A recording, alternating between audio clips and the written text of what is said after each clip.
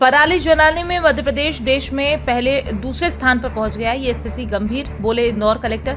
पराली जलाने में अब तक 3 पर एफआईआर, 770 पर 16 लाख से अधिक का फाइन। इंदौर कलेक्टर बोले, पराली जलाने से रोकने के लिए युद्ध स्तर पर काम करना होगा। मध्य प्रदेश देश में पहले दूसरे स्थान पर पहुंच गया है।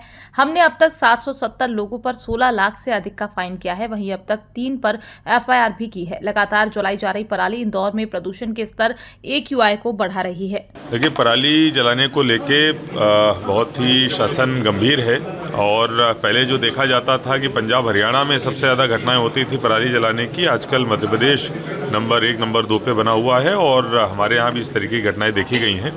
और ये बहुत ही बुरी प्रैक्टिस है जिसकी वजह से न केवल पर्यावरण को नुकसान होता है, इंदौर जैसे स्वच्छ शहर का जो AQI है वो बढ़ता है।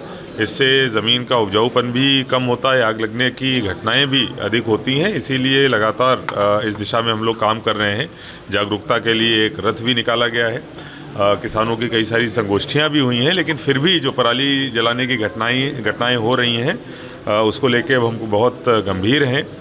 लगभग 770 लोगों के अगेंस्ट में 16,71,000 का फ़ाइन अभी तक किया गया है, जिसमें से 4 लाख फ़ाइन को वसूला भी गया है। और इस स्पॉट फाइन के बाद भी जब हम लोगों ने देखा कि स्थिति नियंत्रण में नहीं आ रही है, तो उसके बाद फिर प्रतिबंधात्मक आदेश निकालकर हमने BNS की धारा 163 के तहत इसको प्रतिबंधित किया है और उसके बाद 3 लोगों पे FIR भी दर्ज कराई है।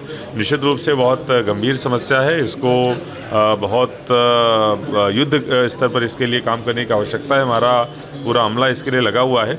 आपके माध्यम से मैं सबसे अपील भी करता हूँ, कृपया पराली न जलाएं और अगर ऐसा कोई करता हुआ पाया जाता है तो न केवल स्पॉट फाइन की कार्रवाई होगी बल्कि FIR की कार्रवाई भी की जाएगी।